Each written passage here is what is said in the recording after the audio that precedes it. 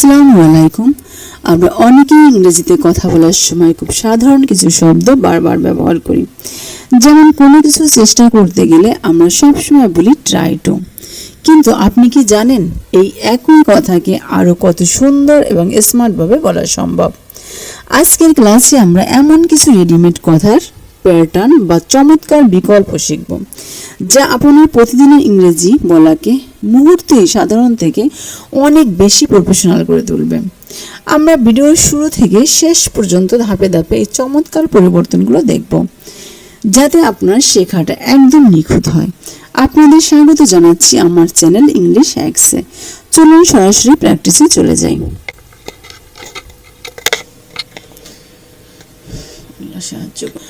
কোনো কিছু করার চেষ্টা করার ক্ষেত্রে আমরা সাধারণত ব্যবহার করি ট্রাই টু।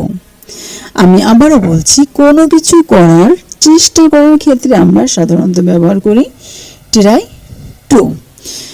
নিয়মটি হলো ট্রাই টু এর ঠিক পরেই আপনি যে কাজটি করতে চাচ্ছেন সেই ভার্বের প্রেজেন্ট ফর্ম বা প্রথম রূপ বসিয়ে দিবেন।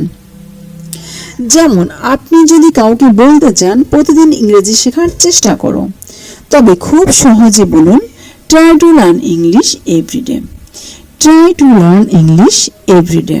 একই নিয়মে আপনি আরও বলতে পারেন try to practice speaking English with your friends.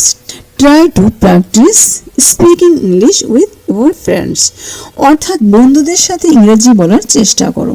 অথবা বলতে পারেন try to read a book for 10 minutes before going to bed, যার অর্থ ঘুমানোর আগে 10 মিনিট একটি বই পড়ার চেষ্টা করুন। এখন এই একই ধরনের বাক্যকে যদি আপনি আরও সুন্দর, স্মার্ট এবং প্রফেশনাল করতে চান, তবে ট্রাই টু এর পরিবর্তে মেক অ্যান এফোর্ট টু। এর নিয়মটিও একদম এক, অর্থাৎ মেক অ্যান এফোর্ট টু এর পরেই ভার্বের প্রথম রূপ বা বেস ফর্ম বসিয়ে দিবেন বা বসবে।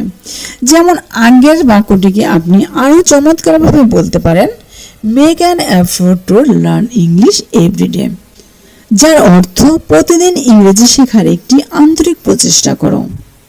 একইভাবে বলতে পারেন make an effort to understand what others are saying, অর্থাৎ অন্যরা কি বলছে তা বোঝার চেষ্টা করো।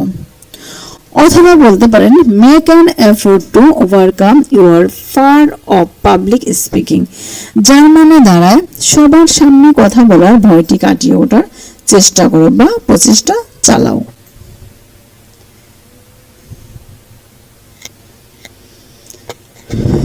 কোনো কিছু করা বন্ধ করার ক্ষেত্রে আমরা সাধারণত ব্যবহার করি স্টপ প্লাস ভার্বের সাথে আইএনজি। নিয়মটি হলো স্টপের ঠিক পরেই আপনি যে কাজটি বন্ধ করতে বলছেন সেই ভার্বের সাথে আইএনজি যুক্ত করে দিতে হবে।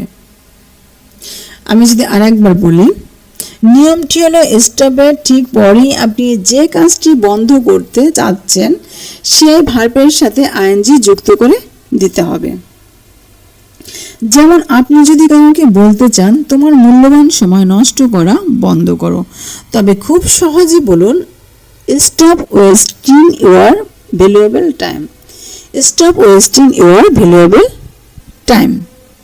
Stop making silly excuses for your mistakes, অর্থাৎ তোমার ভুলের জন্য ফালতু অজুহাত দেওয়া বন্ধ করো। Stop worrying about things you can not control, যার অর্থ যে বিষয়গুলো তোমার নিয়ন্ত্রণ নেই তা নিয়ে চিন্তা করা বন্ধ করো। এই একই ধরনের কথাকে বা কোনো খারাপ অভ্যাস চিরতরে ছেড়ে দেওয়ার কথা যদি আপনি আরও জোর দিয়ে বা প্রফেশনালভাবে বলতে চান, তবে স্টপের পরিবর্তে ব্যবহার করুন give up. Give up plus ভার্বের সাথে আইএনজি। এর নিয়মটি একদম এক, অর্থাৎ গিভ আপের পরে ভার্বের সাথে আইএনজি যোগ করতে হবে। যেমন আগের বাক্যটি আপনি আরও চমৎকারভাবে বলতে পারেন give up wasting your valuable time, যার অর্থ তোমার মূল্যবান সময় অপচয় করা পুরোপুরি ছেড়ে দাও বা বন্ধ করো। অথবা আপনি বলতে পারেন give up thinking negatively about your abilities, যার মানে দাঁড়ায় নিজের যোগ্যতা নিয়ে নেতিবাচক চিন্তা করা বন্ধ করো বা পুরোপুরি বর্জন করো।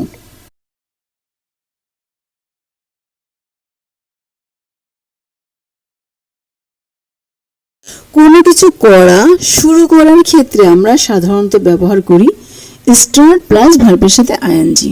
আমি আবারও বলছি, কোনো কিছু করা শুরু করার ক্ষেত্রে আমরা সাধারণত ব্যবহার করি স্টার্ট প্লাস ভার্বের সাথে আইএনজি।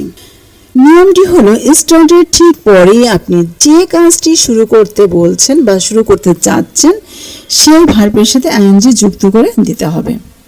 যেমন আপনি যদি কাউকে বলতে চান বন্ধুদের সাথে ইংরেজি কথা বলা শুরু করো, তবে খুব সহজে বলুন start speaking in English with friends. একই নিয়মে আপনি আরও বলতে পারেন start speaking grammar for 15 minutes everyday, অর্থাৎ প্রতিদিন 15 মিনিট করে ব্যাকরণ বা গ্রামার চর্চা করা শুরু করো। অথবা বলতে পারেন start writing down your thought in a journal, যার অর্থ একটি ডায়েরিতে তোমার চিন্তাভাবনাগুলো লেখা শুরু করো।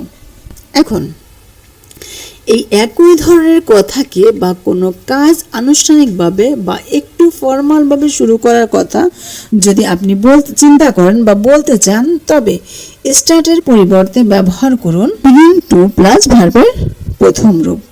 বিগিং টু প্লাস ভার্বের প্রথম রূপ। এই নিয়মটি হলো বিগিং টু এর পরে ভার্বের প্রেজেন্ট ফর্ম। যেমন আগের বাক্যটিকে আপনি বলতে পারেন begin to speak in English with friends, যার অর্থ কিন্তু এক, বন্ধুদের সাথে ইংরেজিতে কথা বলা শুরু করো। একইভাবে বলা যায় begin to focus on your pronunciation from today, অর্থাৎ আজ থেকে তোমার উচ্চারণের ওপর মনোযোগ দেওয়া শুরু করো।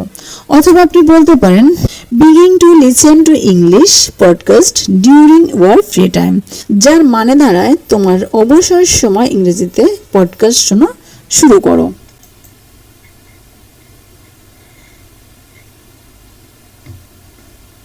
কোনো কিছু করার সময় বা সেই মুহূর্তে কোনো কাজ করতে বা না করতে বলার জন্য আমরা ব্যবহার করি at the time of plus ভার্বের সাথে ING. At the time of plus ভার্বের সাথে আইএনজি। নিয়মটি হলো অ্যাট দ্য টাইম অফ এর ঠিক পরেই ভার্বের সাথে আইএনজি যুক্ত করে দিতে হবে। যেমন আপনি যদি কাউকে বলতে চান ইংরেজি বলার সময় দ্বিধাবোধ করো না, তবে বলুন at the time of speaking English don't hesitate। একই নিয়মে আপনি আরও বলতে পারেন at the time of giving a presentation maintain eye contact, অর্থাৎ প্রেজেন্টেশন দেওয়ার সময় চোখের যোগাযোগ বা আই কন্ট্যাক্ট বজায় রাখুন। অথবা বলতে পারেন at the time of making a decision thinking calmly, যার অর্থ সিদ্ধান্ত নেওয়ার সময় শান্তভাবে চিন্তা করো। এখন এই একই ধরনের কথাকে বা কোনো কিছু করার মুহূর্তকে যদি আপনি আরও ছোট, স্মার্ট এবং সুন্দরভাবে বলতে চান, তবে অ্যাট দ্য টাইম অফ এর পরিবর্তে ব্যবহার করুন হোয়াইল প্লাস ভার্বের সাথে আইএনজি। হোয়াইল প্লাস ভার্বের সাথে আইএনজি। এর নিয়মটিও একদম এক, অর্থাৎ হোয়াইলের পরেই সরাসরি ভার্বের সাথে আইএনজি যুক্ত হবে। যেমন আগের বাক্যটি আপনি আরও চমৎকারভাবে বলতে পারেন while speaking English don't hesitate, যার অর্থ কিন্তু এক, ইংরেজি বলার সময় দ্বিধাবোধ করো না। অথবা আপনি বলতে পারেন while talking to your clients use polite words, যার মানে দাঁড়ায় ক্লায়েন্টের সাথে কথা বলার সময় নর্মাল শব্দ ব্যবহার করো।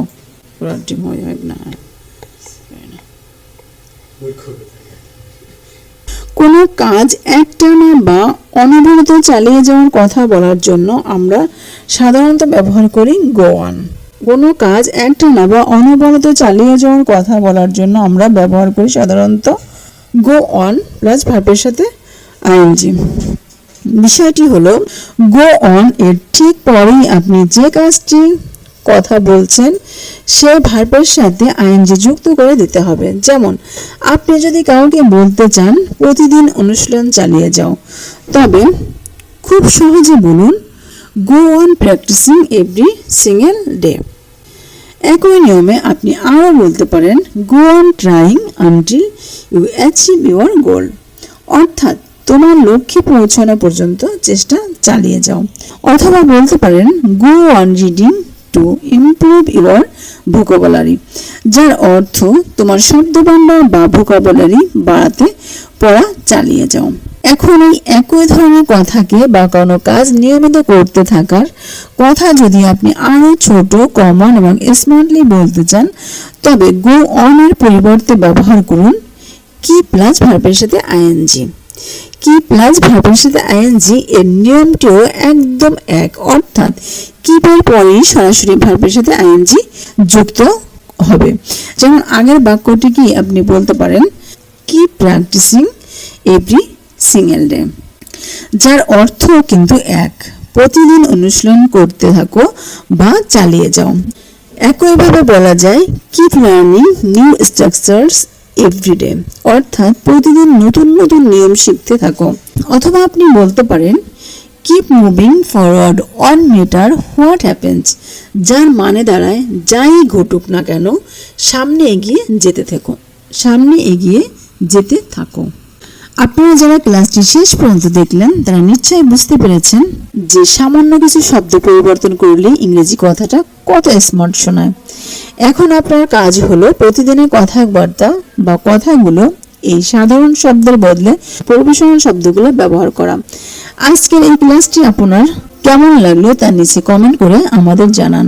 ভালো লেগে থাকলে ভিডিওটি একটি লাইক দিন এবং বন্ধুদের সাথে শেয়ার করতে পারেন।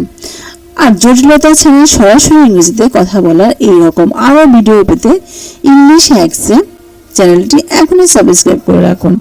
আজ এই পর্যন্তই, দেখা হবে পরবর্তী ভিডিওতে। ভালো থাকুন, সুস্থ থাকুন, আল্লাহ হাফিজ, আসসালামু আলাইকুম।